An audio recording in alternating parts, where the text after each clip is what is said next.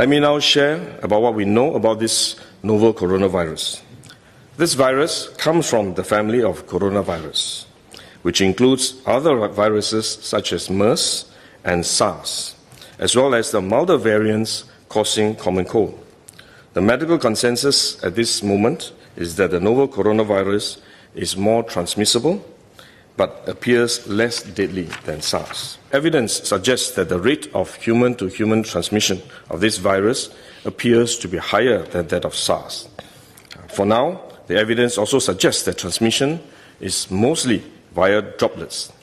What this means is that the virus is carried within droplets emitted from an infected person over a short distance, such as when a person coughs or sneezes. If these droplets come into contact with the eyes, nose or mouth of an individual, directly or indirectly through hands that have come into contact with these droplets, the individual may become infected. To clarify, there is no evidence currently to suggest that the virus is airborne. There are other viruses, such as the chickenpox, which can easily be transported via air currents and do not require droplets to contact the eyes or nose.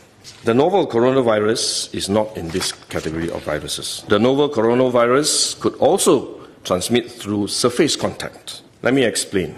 When a person sneezes or coughs, the droplets fall onto the surfaces of tables and chairs, and the virus may remain alive for up to a few days.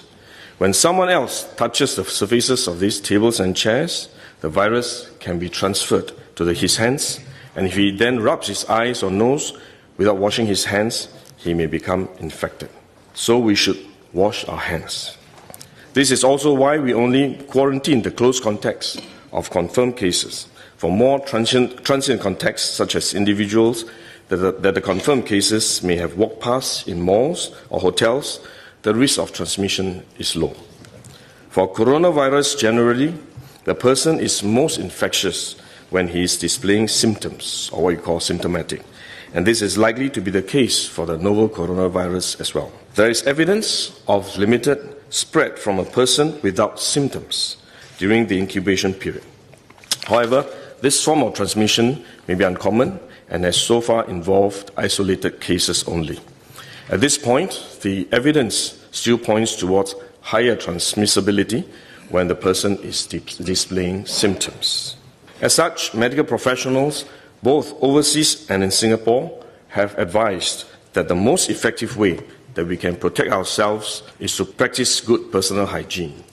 We should regularly wash our hands with soap and water and avoid touching our face with our hands.